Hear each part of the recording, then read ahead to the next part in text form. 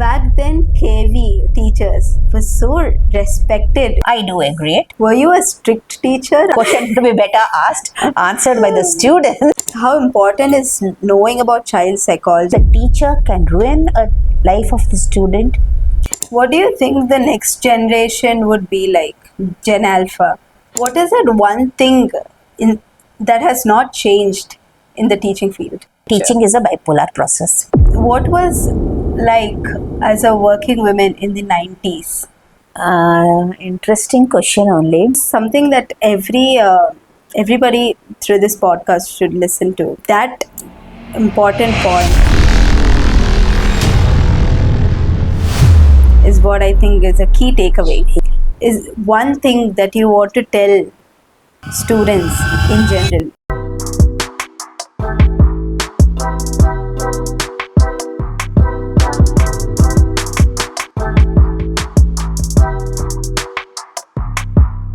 Welcome to Abhilasha, stories from heart, mind and voice.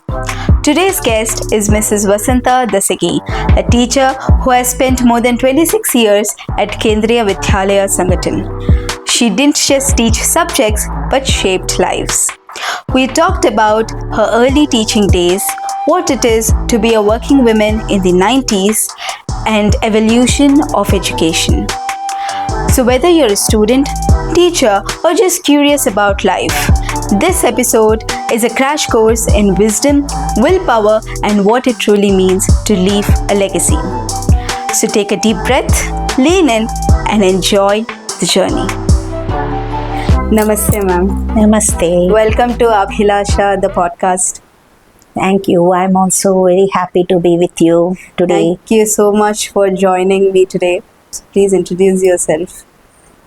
Okay, I am Vasanta. I did my graduation, post-graduation and also MPhil in education, and I have put up service since 1984 till say 2018, and then I offered my services voluntarily to some of the educational institutions. So over the long span, I had interaction with large number of students and I had collected lots of experiences while teaching them.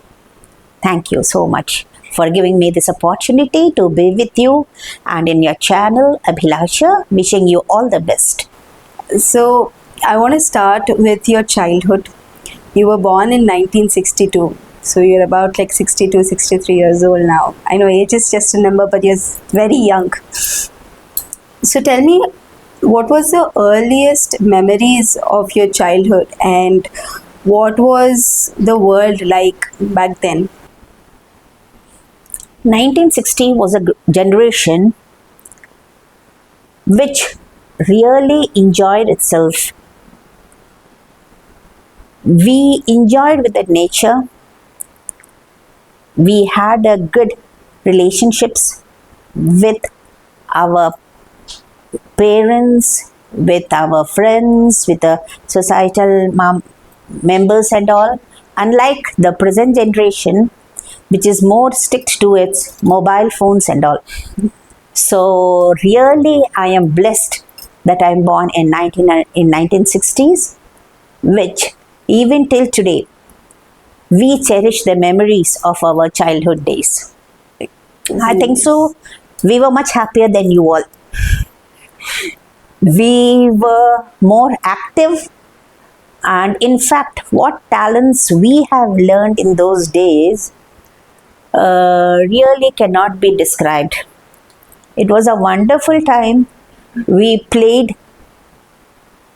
Physical activity was there. We never used to go to any gyms, but we were always active. And the lunch and the dinner time was a good family time, now which we cannot find during this present day. So sometimes I feel that we had a much pleasant time than the present small children who are always like stick to the mobiles, shorts and reels which maybe we were unaware of. But we used to get knowledge by reading books. So I don't think we were devoid of any knowledge. Whatever knowledge you all have now through mobile phones, we used to have it through the books. Nice. So childhood, then schooling, then college, and then career. So what people know is that you were a teacher and you had a legacy as a KV teacher. But how was your schooling and college, and what the degrees that you did, BA, MA, economics, in economics, how did that play a role in your professional career? Like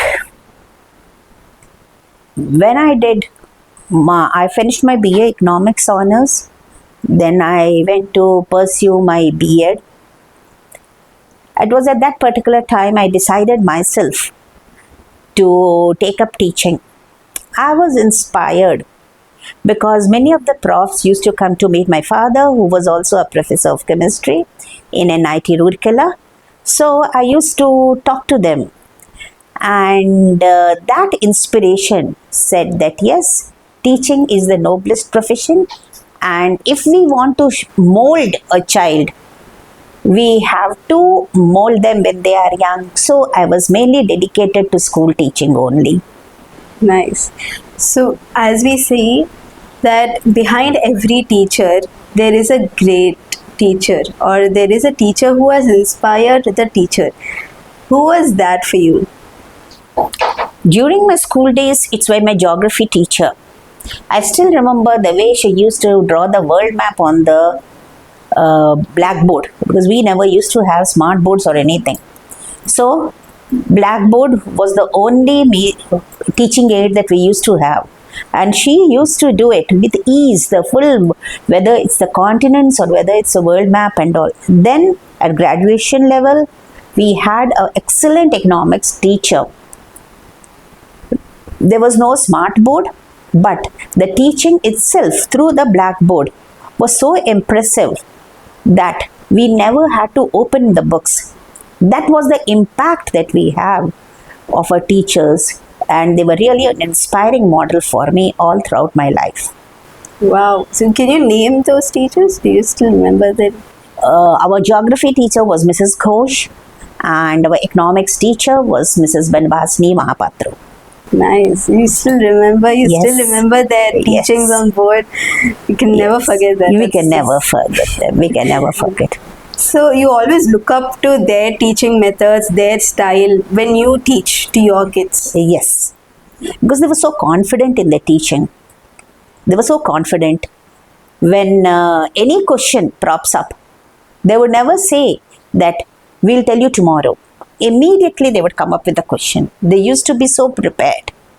Nice. So whether it was geography or whether it was economics, it was a wonderful, the way they used to teach. We used to be spellbound at the way they were teaching. Whether it's in numericals when they were teaching economics, or when they were teaching us graphs on the blackboard, it was an excellent way. And even till today, I owe my success only to my teachers who have taught us with such confidence.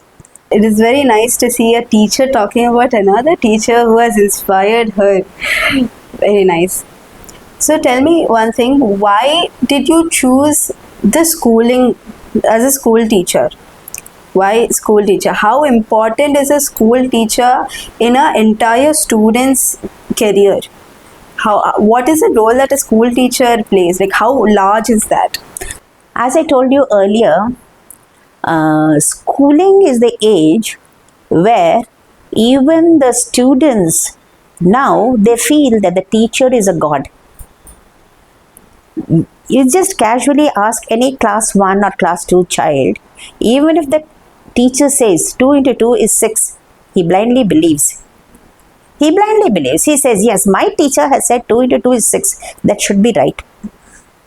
So, if a good teacher at the schooling level gives him or her the correct concepts, the student will become a very good responsible citizen, and he would know how to cope up with any difficulties or how to read systematically and all. That's exactly why I chose teaching at the school level and not at the college level. Even though for a brief stint of 2 years I worked at SKDAV college, but then I reverted back to school teaching only. So you were a KV teacher. Yes. Initially you started your teaching, was like the first 2 years was in college, but then you came back to KV, right? No, first it was the same school where I studied. Then I Wow. worked in this was a school I studied, and this was a school I worked. Then I went to the same college because by that time my post-graduation results had come, so I joined the same college. Then we came over to Vishakhapatnam, where I worked in Pollock School. Then I worked under Kotak Solution School. And then in 1992, I got the offer from Kendriya Vidyalaya Sangathan, and I joined as a PGT Economics in Kendriya Vidyalaya Sangathan in 1992. Back then, teachers and KV teachers were so respected in the society. Like being a teacher at KV, it's a big thing. How did you feel like back then? I do really agree, because even now the social media is so rampant. Even now, I don't know how my students who are working at Niti Aayog, and many of them are working in the defense and all. So when they send me messages on Teachers' Day and all, teacher, we still remember your teaching. I feel I am blessed. A teacher doesn't want anything except if the student remembers, even after 10 or 15 years, if the student remembers that we remember you. That's the greatest achievement I think I have made in my career. What does a typical day look like as a KV teacher? KV was a wonderful place. It's a wonderful place. That was the place where I learned Hindi. And the students were coming from a different background, because when we worked in army, we used to have a background from the defense personnel. When we worked in the civil sector, in the railways, in the navy and all, so we used to have cosmopolitan students, and handling the students was a really challenging task when I was young. But now when I aged, so definitely I could control. But it was a wonderful experience teaching in Kendriya Vidyalaya. Sure, or you're like, okay, casual, like it's okay, like just I think fun so. teacher. This year, Well, you might be knowing, right? Like, okay, this because- madam is too strict. Just yes, I stood by my principles. I never wanted any failure in my subject. So somehow coaxing them, whether in the good way or whether by scolding them, I wanted a result, so used to get them. So if you think that she's an affectionate teacher, you can categorize me into that affectionate teacher. If you say she's a strict teacher, she wants to see a 100% result, you can categorize me as a strict teacher, the way you look at. Because luckily, I always used to get a 100% result at the end of the year, every year, till I took my voluntary retirement. actually, that is a great thing. I mean, as when you're dealing with students, especially in the primary or secondary school, they are very sensitive, most of the students. You can't be very harsh to them, but you want your results also to come. So the way you convincingly mold them, talk to them, I think that's the primary job of being a teacher. But that is what differentiates, like the way you convince them or mold them, that is what differentiates from a very strict, hard teacher to a good teacher. So what are the fun incidents or those thought-provoking incidents or something that you can never forget, incidents with students that you've come across in these 26 years of your teaching experience? I'm not going to name a student. Yeah, okay. It's not good. So, okay, he was below average. So definitely during Sundays and all, we used to call him and said, "Chalo, anyhow you have to read and all." He was getting vexed up, but somehow, like giving him positive and negative reinforcements and all, he passed. So after the results were declared, he came. He said, I was shocked when he said, "Madam, how are the present batch students? Are they reading? I heard they are not at all up to the mark." The child who was for 4 months before, prior to it, he was a troubleshooter for us. Within a matter of 3-4 months, he came and he was asking me, आजकल के बच्चों का पढ़ाना बड़ा मुश्किल है madam. That is, in 4 months, there was a metamorphosis in that particular boy. So I can never forget. I'm not going to name that boy because it was not looking decent. But that boy, I can never forget when he said, so we teach even good children, we remember, even the one who speaks such philosophically in a matter of 4 months, even such students also we do remember. The best teacher, I feel, is the one who has studied the child psychology. And we have a subject of educational psychology in our B.Ed, wherein they say, because this is a public platform, I'm not going to tell you, but I have seen a negative remark by the student has got a very big impact on the life of a student. So I was very careful. Negative impact of a teacher on a student. Negative comments by the teacher. Negative comments by the teacher had a very bad impact on the student. So when it so happened, and we came to know before we joined the profession, I was very particular that as a teacher, nobody is perfect. So we should mold the child. If a student is not answering, there should be something behind. There should be some reason behind it. It's not that he's not doing the homework. There should be some reason behind it. If we find out the reason and we come closer to him, definitely we are going to get wonders. Nice. So you have taught from Gen X to Gen Z, like you have taught all the 3 generations. What is the difference that you have found in the teaching methods and in their learning behavior as well? Like what we have said, you are perfectly right. When I started my profession, for them teacher is a god. So whatever the teacher would say, they would accept it. And now if we teach, they have a smartphone with them and immediately they would check it. Teaching now is not an easy task. We have to be fully prepared. If we go beating about the bush and do not deliver the goods properly, we cannot be in the teaching profession at all. The students of this particular generation are very inquisitive, are very intelligent. Maybe they lack, attention is very short, but once if this attention is diverted and concentrated, they will do wonders. The present generation students are very, very intelligent because their exposure is also very good. They will be more intelligent.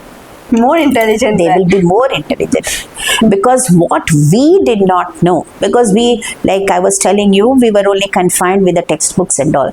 We never had any exposure to the Google and all. I think so 1998 was the first time when I touched a computer. Before that, I never knew what was a computer.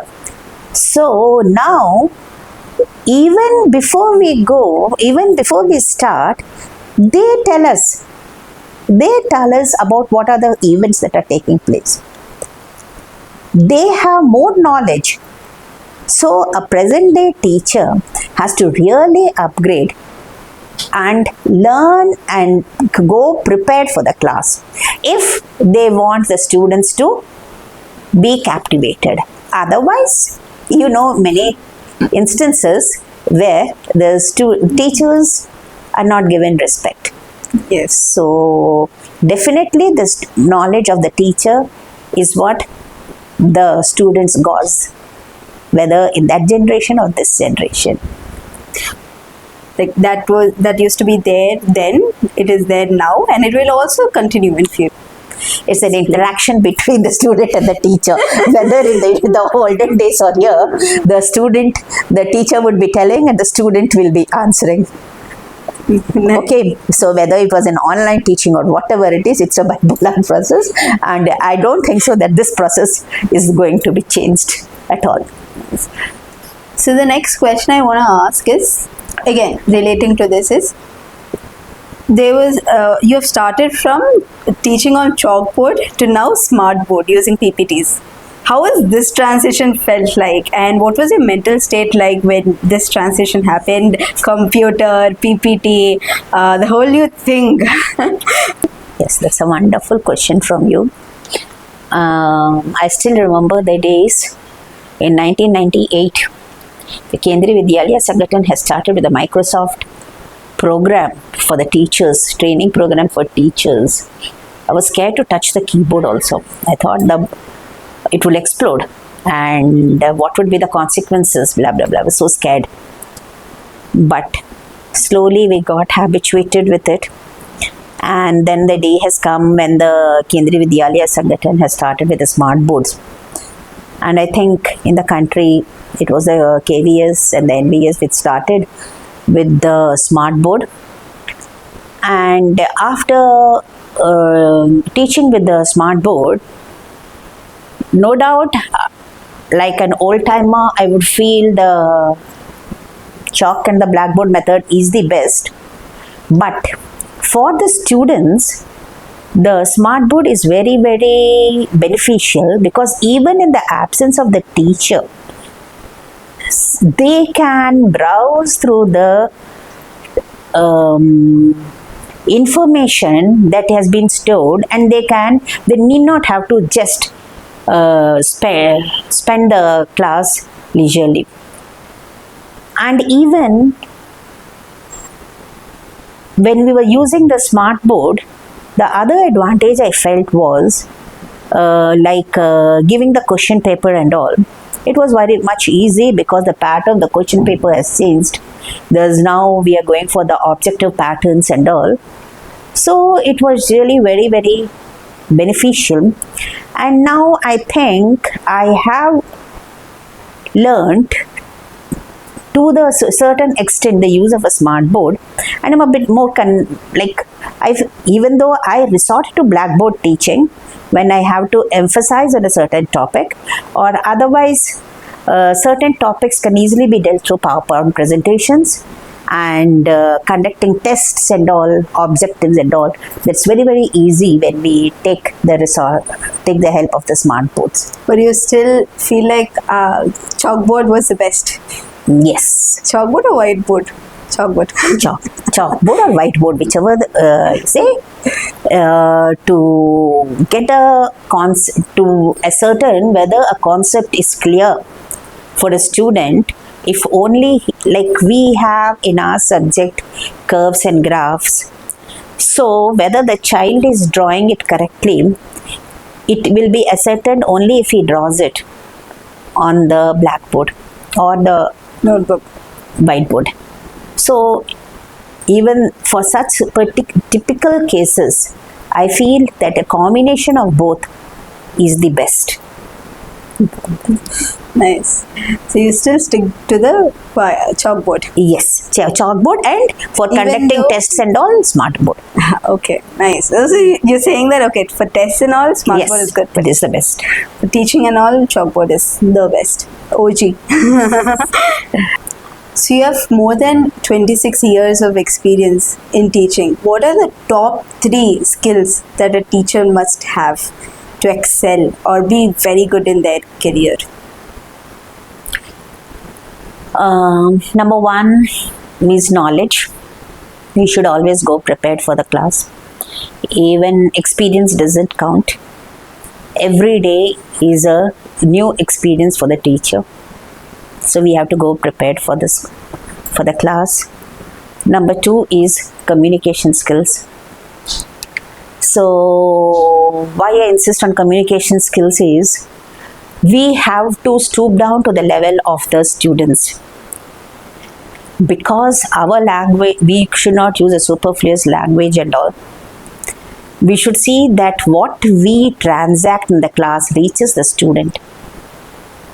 Number 3 is like what I feel is empathy. In a class, we do not have all intellectuals. So in such a case, we should not only concentrate on the bright students, but equally we should think about the below average students also, the bloomers, so that they will also come up to the level of our expectations. Because I sincerely believe a child's performance depends on several factors. So dubbing a child by a student that you are not up to the mark, I don't agree. So we should be very patient in our teaching, so that each and every student of our class will be a bright student. So to sum up, we should go prepared. Then we should have a good communication skills. Then we should know the feelings of the child. Wow, amazing. So how do you build on these things? For me is I read newspaper. I don't watch TV, but I read newspaper, and the newspaper gives a new vocabulary, and it improves my reading skills also. And whenever I have any important points to jot down, I just take a paper cutting and keep it for myself. You still do that? Yes. For this, because every day it is changing. The concepts are changing. So I have to keep abreast if I have to give my students the latest knowledge.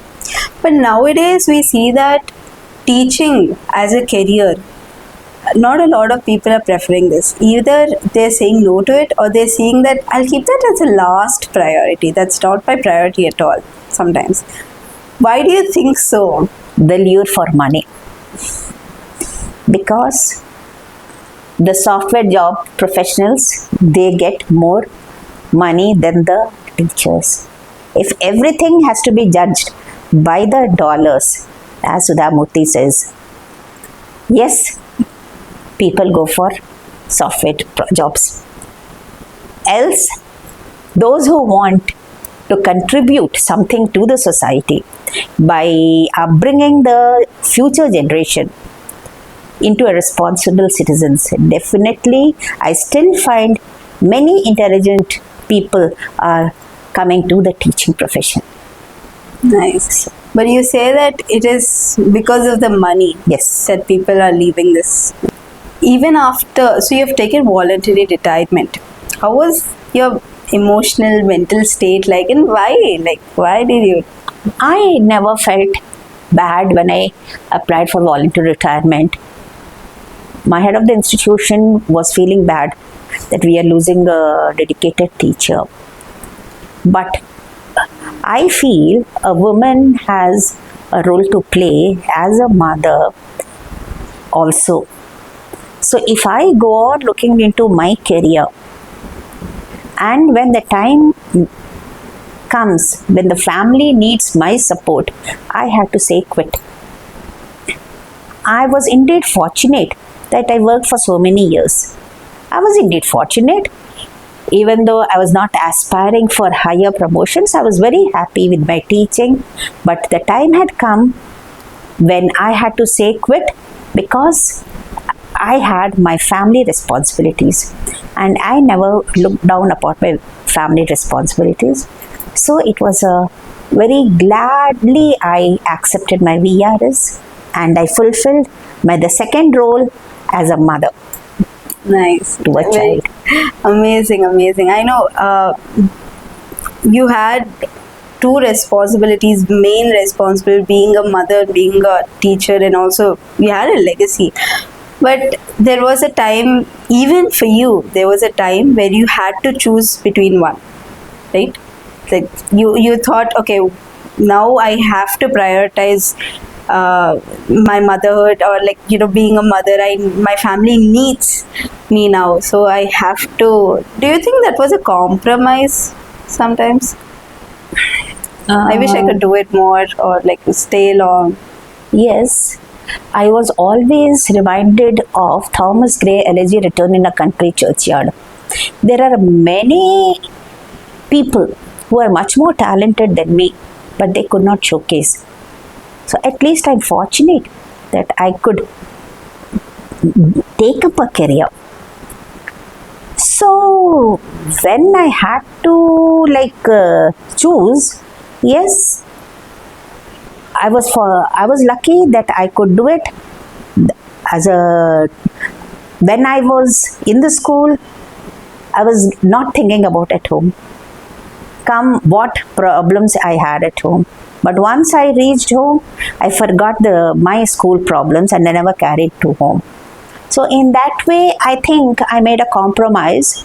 This question, I think so, will be better answered by my family members if they would have felt any deficiency. But so far, we are a happy family. I don't think that at any point of my career, I did looking after my career and neglecting my family. How was, like, I think working like a society, the way a society looks at working women in the 90s is so different from now in 2025.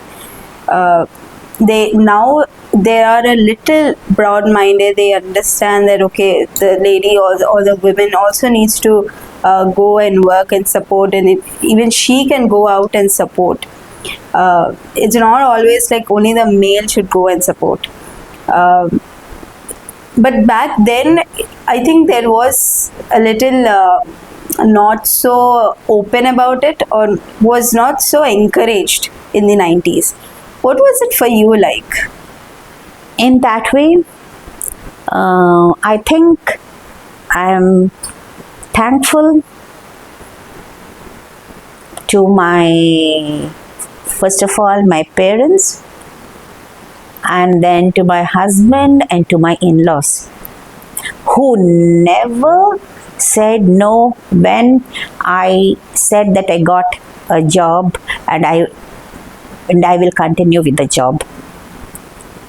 So if the parental support is there, from the help from the family is there, I think we can do wonders. And this is what I got.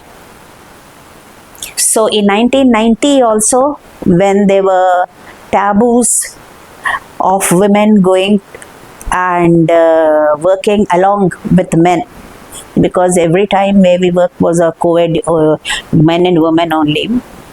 Whether it was from my in-laws or from my husband or from my parents, they had a complete faith on me that yes, wherever I go, I'll keep my individuality, and I will always upkeep the fame of the family. This is what I could do it. But even if we get the support, there are some situations where we might face a problem, and when we come back home and we tell that problem to our husband or anybody, they say that, oh, because you're working, you're getting this problem, or some problem with a co-worker or some male person, or some comments that you might get, some society, some neighbor saying you something. We come across a lot of these daily. Sure, I do. Especially being a working woman. So when we tell that to our partner or our husband that, this is what I've got, we share it with them so that our burden or our stress, it relaxes down. So when we say that, and then in some cases they say that it is because you are working. If you stop working, none of these comments will come. Have you ever come across any other working women facing this and because of which she had to resign or leave her career? And have you come across such things? At least in my case, I could balance. I could balance because I never used to bring the my work of place to home. So I never faced any problem. But like what you have said, yes, I had some of my colleagues who had faced this problem and had to virtually give up their jobs. I do agree, but then I thank my stars that I had a very cooperative support from all the quarters, whether it's in the society or whether it's in the family or wherever. Even the traditional parents and in-laws had supported me. So it was a very good experience for me, and I never have any regrets throughout my career. Okay, so even in this age, I know now the society has come up. They say that okay, we support women and all. We support them earning, going out, earning bread and butter. It's okay. But still, there are some people in the society who still think that women are meant to be a homemaker.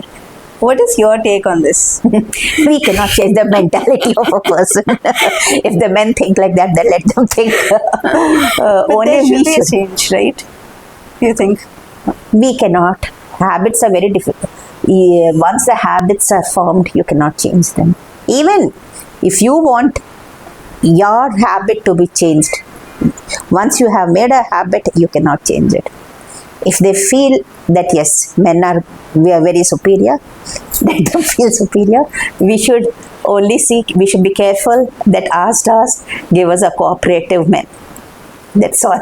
So the next thing I want to ask again is, nowadays we come across this word that balancing, work-life balance, 70 hours of work, and we have come across all these words. But tell me, how does a teacher, or how did you balance or draw a line between personal life and professional life?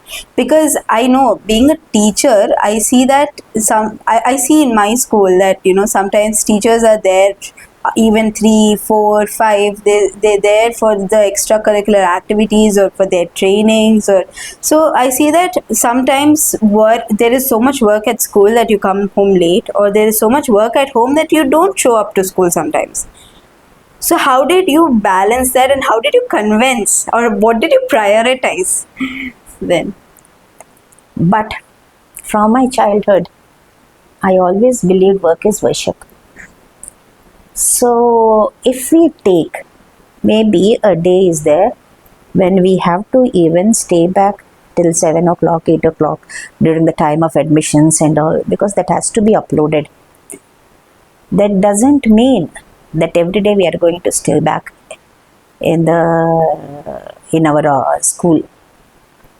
So if we take that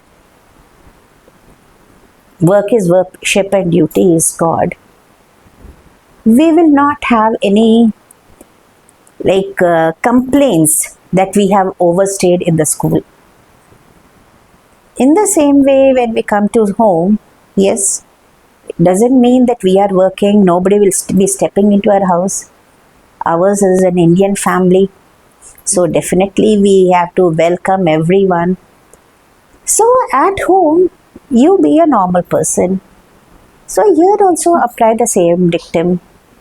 Definitely you can balance, at least I have balanced my workplace and my domestic front. Maybe that was because of my constant belief that you do your work and with full sincerity, without indulging in your petty politics and all, you'll get ample of time. Any amount of work you can do it. Only if you're interested in others' work, maybe then we may be curious to know what the others is doing. But if we are single pointed in our work, then definitely I think time is too much for us to do any activity pleasing our employers, pleasing our family. This, being a working woman, and also you have your job as mother, you have a job as teacher, you have a job as wife. So you wore too many hats at one point. How did you manage? And see, I also see that nowadays we have coming across this word of balancing work life balance and all. Back then that wasn't the point. I mean, it used to be with the flow, like you go, you do your work, you come back, you're back home, you're a mother, you're a wife at home, and then you go back to work. Your job is to being a teacher.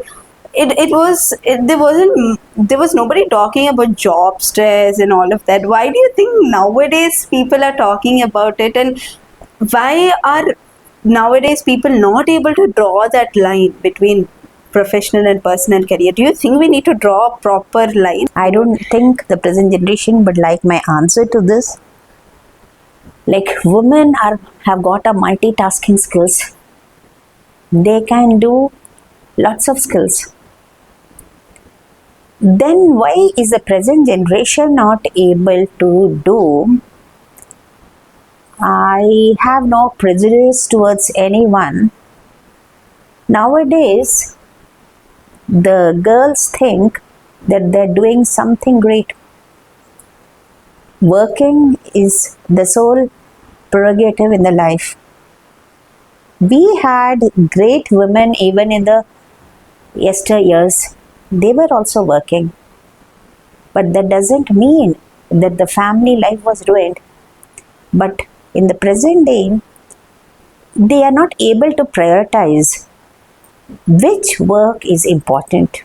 Is it the, like, how far I should stretch for my working place? How far should I stretch for my domestic life?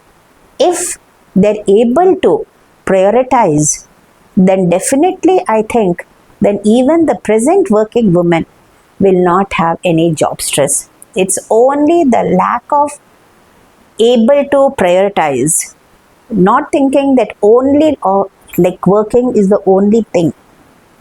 So if they are able to do it, I think even the present society will be a wonderful place for the working woman. I mean, this is because most of them watching this is the millennials or the Gen Zs.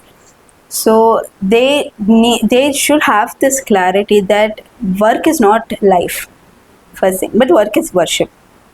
It is necessary. We need to do it. It is giving us money. We have to do it, and work we need to do it. But that is not life. There should be some point where you also need to give time to your personal life as well, or else life is ruined. I feel like that. Yes. You are a mother to a girl child. Were you ever concerned about the safety of your child when you were working? Like when you were at your workplace and your child was at home, like maybe she's after school, like she's there, and then you were ever concerned about her safety? Like, how did you build a system when you were not there at home and she was there? How did you build that system that she's safe wherever she is? Being a mother, sometimes it also feels like I think every mother goes through this mother guilty, where they think that I'm not doing enough to my child, especially being a working mother. I'm not doing enough to her child. Like I see other mothers, they're at home, they're feeding her time to time, everything they're doing. I'm at work. I only come in the evenings, and I only see her in the evenings or morning before she goes to school. There is that guilt. Did you ever felt that guilt? And like, how did you build a system also? That way, yes. If we get a support from the family, we could do it. Even when my child was born, yes, the time the government was giving only 3 months maternity leave. 3 months is not enough, but now the government has increased to 220 days. So that's a positive advantage for any working woman. But yet, At that particular time, it was the support from the family, which said that we will look after. My husband, also being in the teaching profession, he used to take turns, and in that way we brought up a child till 5 years. After 5 years, I used to take her to my school only. So she is also a KV student. So till 10 years, whenever I used to get my transfer, I used to take her. So it was not at all an issue. And after class 10, no child needs any support. And if a mother or a father goes, they really get itching. Said, what is this? Parents still coming after us. So in that way, again, I feel I am blessed, because my husband had really supported me in looking after my child. He also took equal responsibility of looking after my child. From that. Yes. But that is very rare, right? Maybe in those days it was rare, but nowadays, with the girl child talking about equality concepts, gender equality, I don't think so. It's a new concept. Even the men are being trained to do everything. Especially, we are aping the Western countries, where the father has to change the diapers and all of a small kid. So, if we ape the Westerners, it is men also will work along with the women. So with all these things, so I also want to take up this societal perspective of a working woman back in 90s again.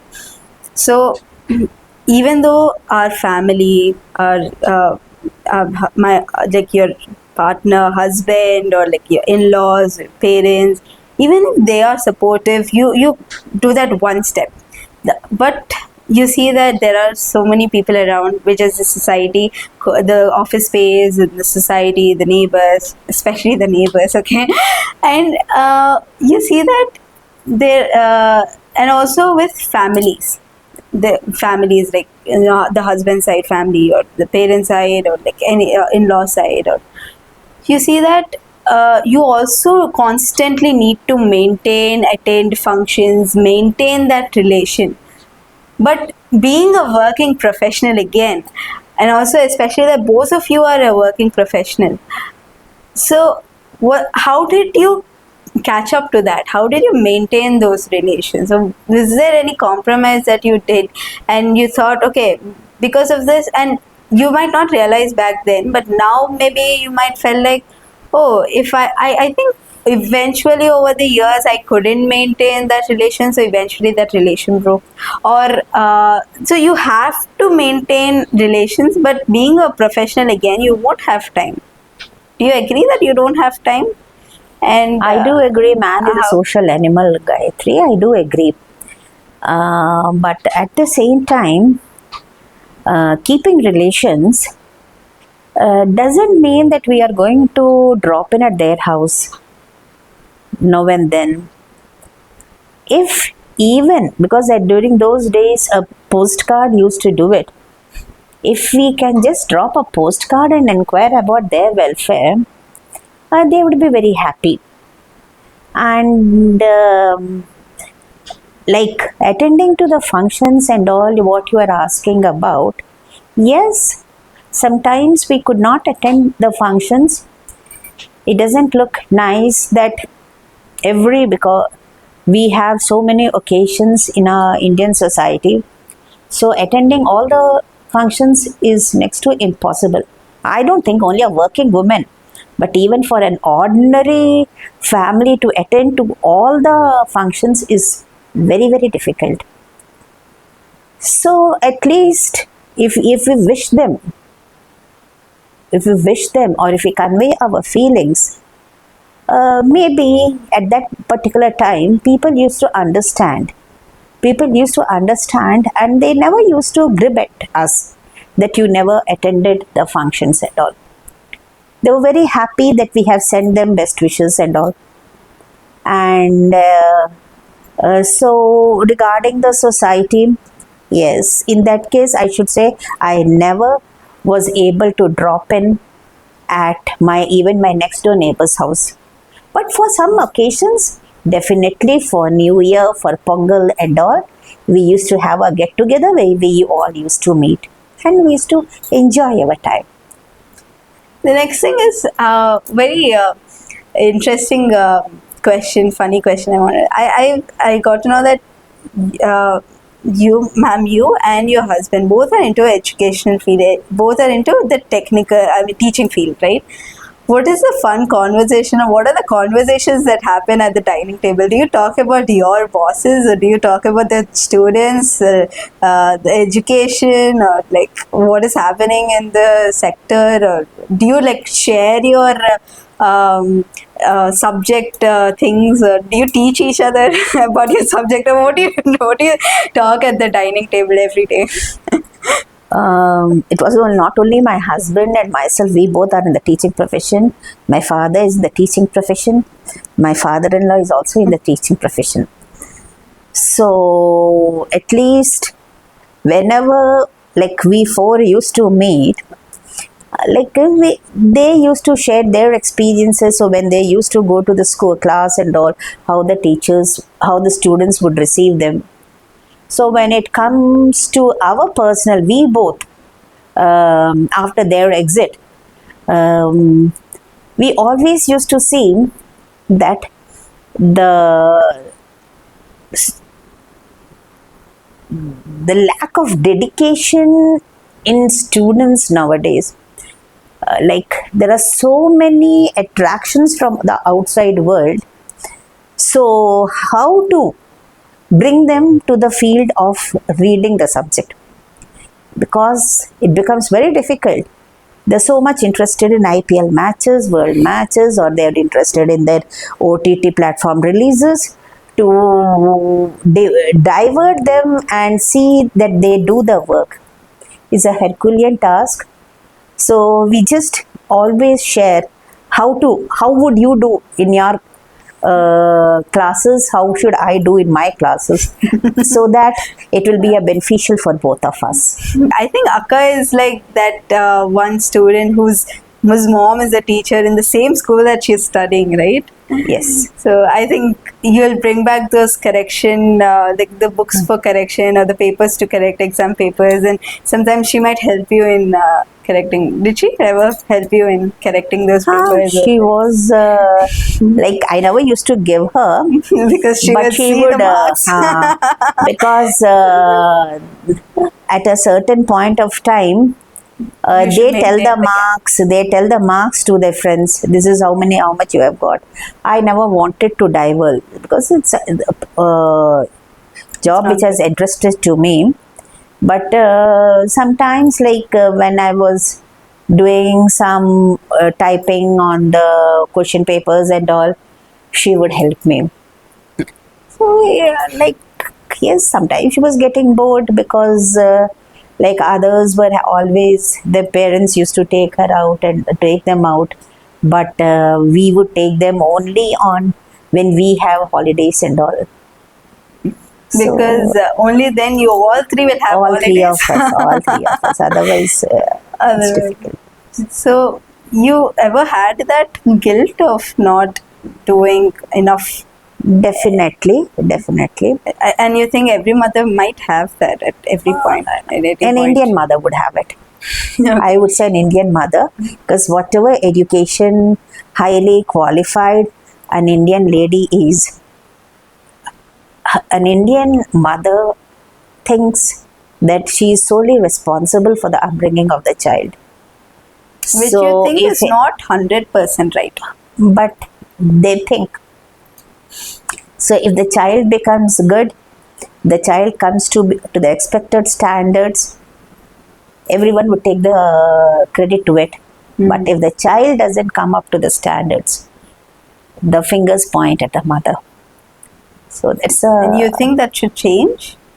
That should change, because it's a combined effort of both the father and the mother. It's a parenting should be done by both my mother and father, not by a single person. Again, coming back to your KV days, what are the perks of being a KV teacher? And is there any difference between a KV teacher and a private school teacher?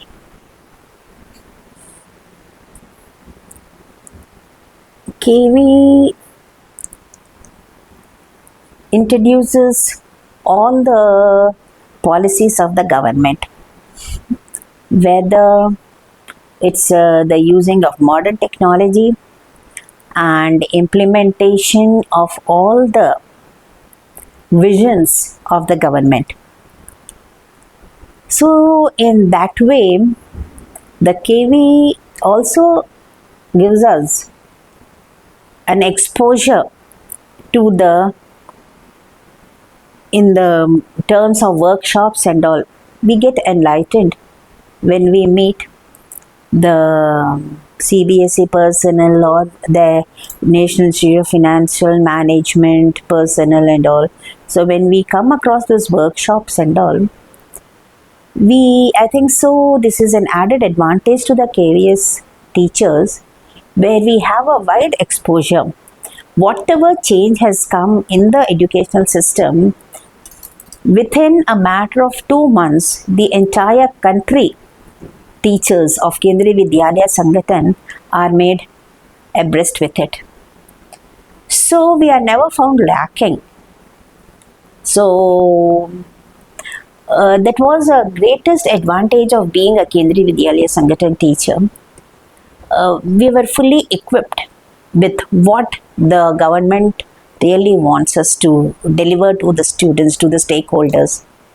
So in that way, that is the greatest perk that the Kendriya Vidyalaya Sangathan has given us, making us abreast with the policies of the government.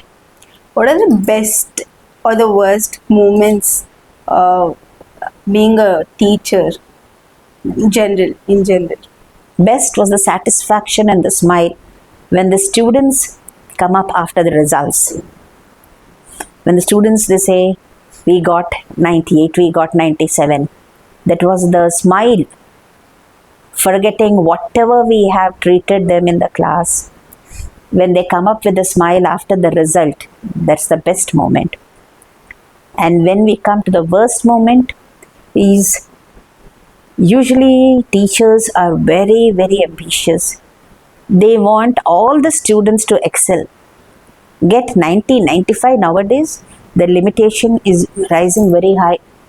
So if any child comes up with 60 or 65%, we feel we have done something wrong, that we could not come up.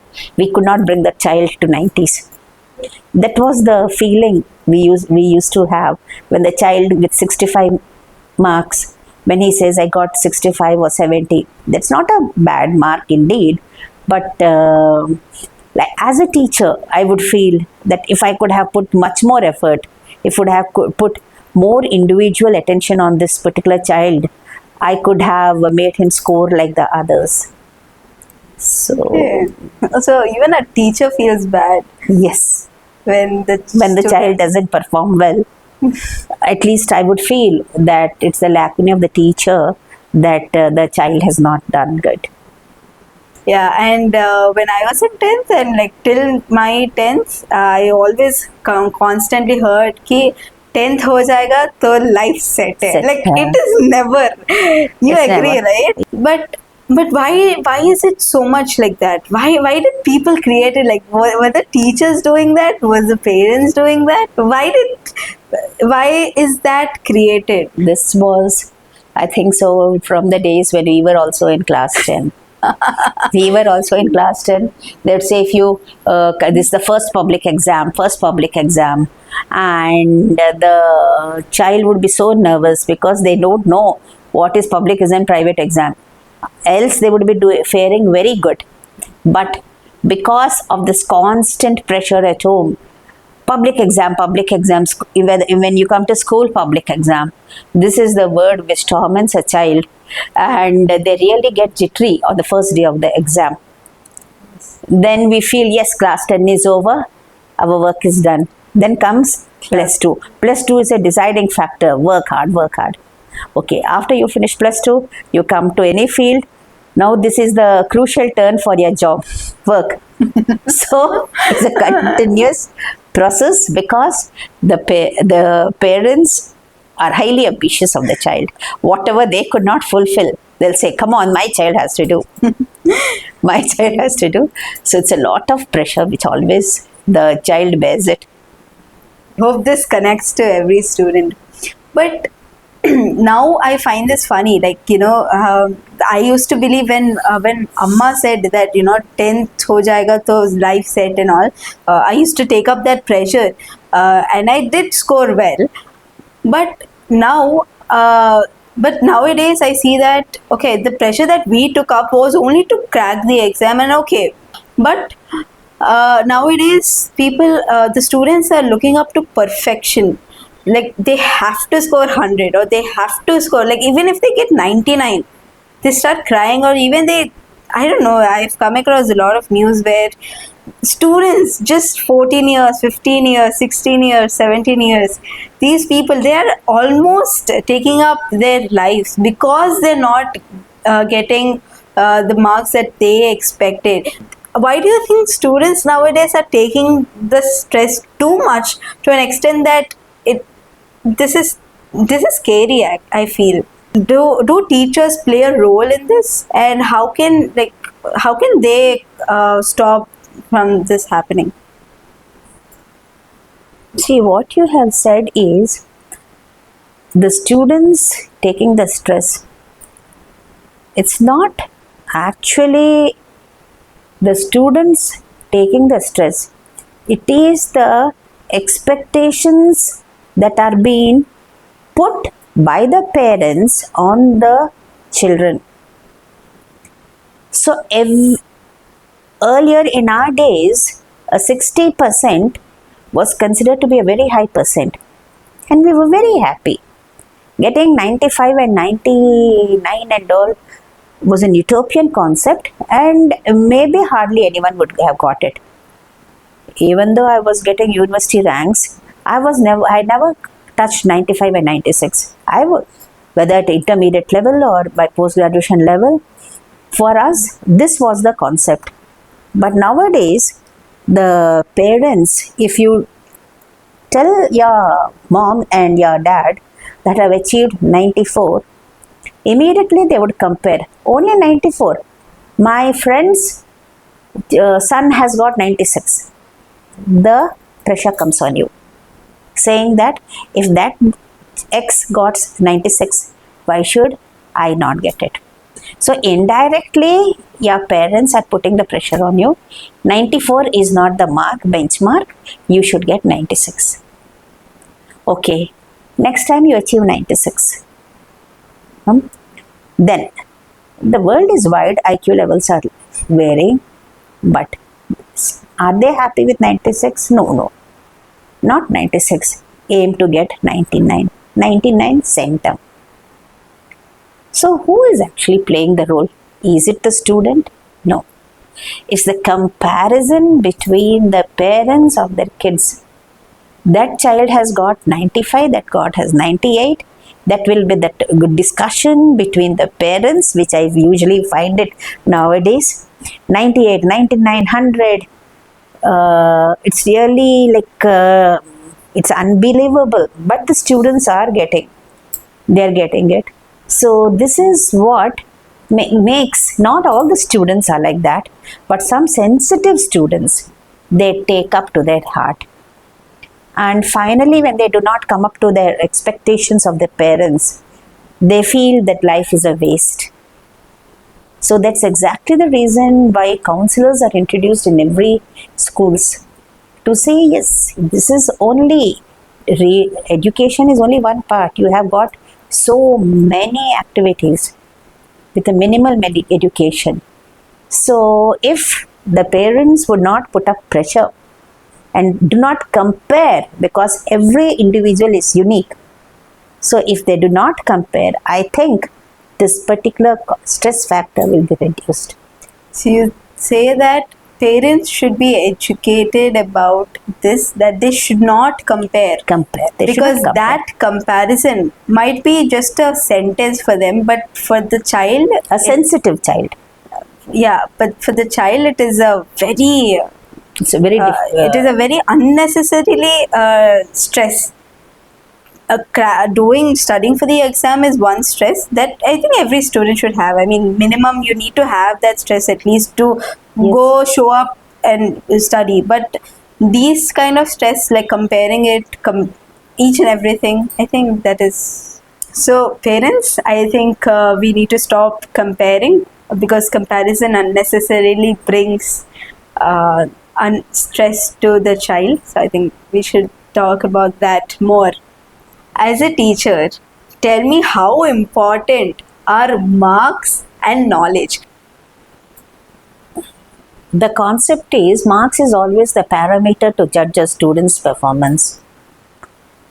You may be knowledgeable, but if you don't get marks, there's no yardstick for your parents to know how much you have studied. Okay, so this particular concept of marks, putting so much stress on marks, maybe is beneficial or it can be taken lightly, because what is exactly needed is the knowledge that you gain. If you have the knowledge, I personally feel counting so much on marks is not so good. But the yardstick is marks. So a student is always judged by the marks. That's the saddest part. I don't think so there is any remedy for it. Before we end, I want to ask this question. What do you want to be remembered as? See, all this service and all is all a materialistic world. Because I have crossed 60, I feel that I should be remembered as a human. As a human who could extend support to anyone who looks at me. If I'm able to extend my support, then I think my life is done. And this is what I aspire also, that I should always extend my helping hand to anyone who looks at me. You've also, with the flow, maybe, I don't know, but with the flow, did you also like go into the spirituality paths? Yes. Like, was it because of the age or was it because of the situations around? From, I think so, age of 7 or 8, I have been a member of Chinmaya Mission. When I was so much influenced by Swami Chinmayananda, even till today, I'm a member of the Chinmaya Mission, and Bhagavad Gita is my favorite book.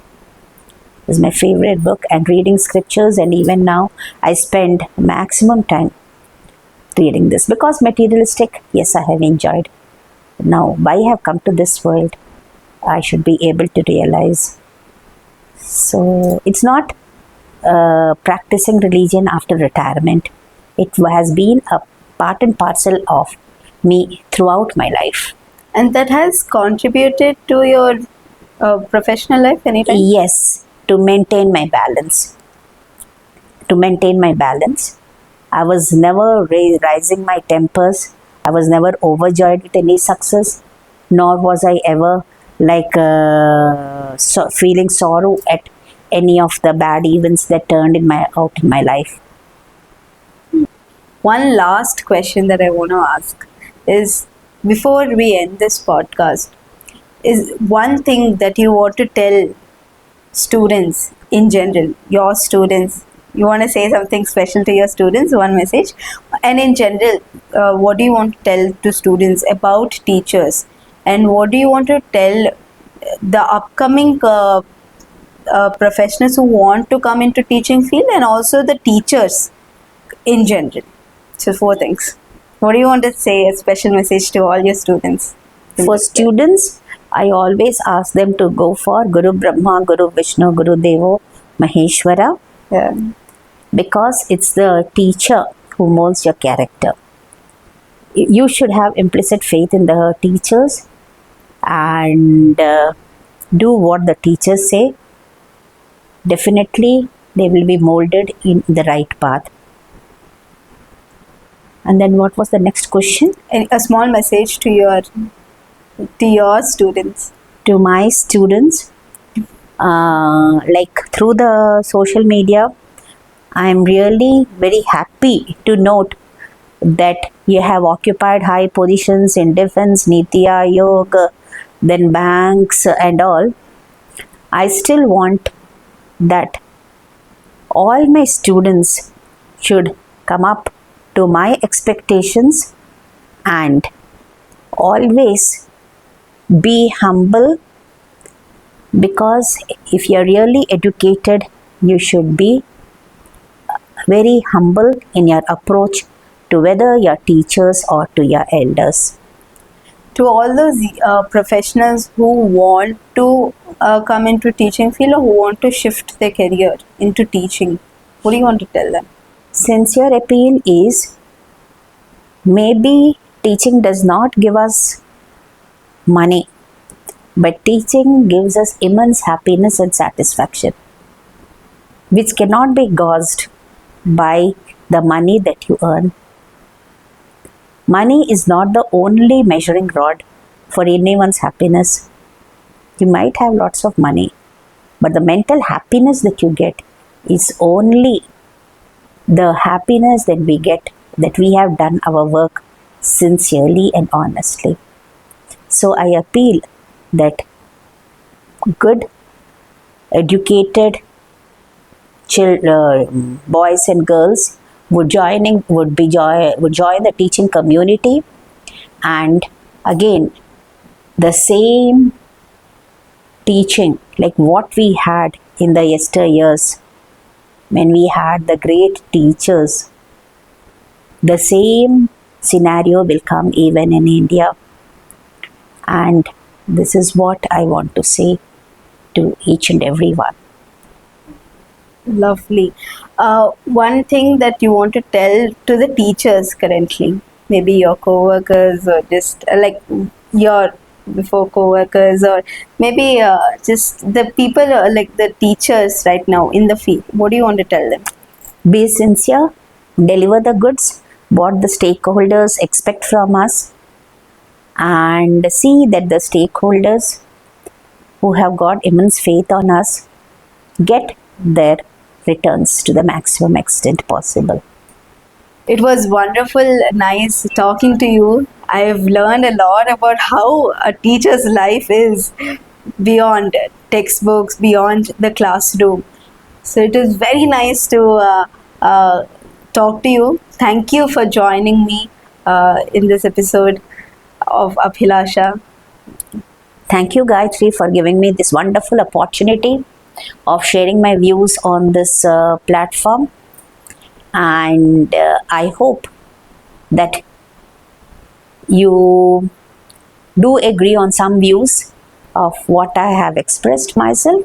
And I wish you all the best in your endeavor. And I want that you should come up with much more laurels and bring a good name to your parents and all the elders who look upon you. Thank you, Gayatri, once again for giving me this opportunity. Thank you so much for coming. Thank you. Thank you. Thank you for listening to this episode of Abhilasha. If this touched you, inspired you, or made you think, please do us a small favor. Like this video, share it, and subscribe to our channel Abhilasha, Stories from Heart, Mind, and Voice.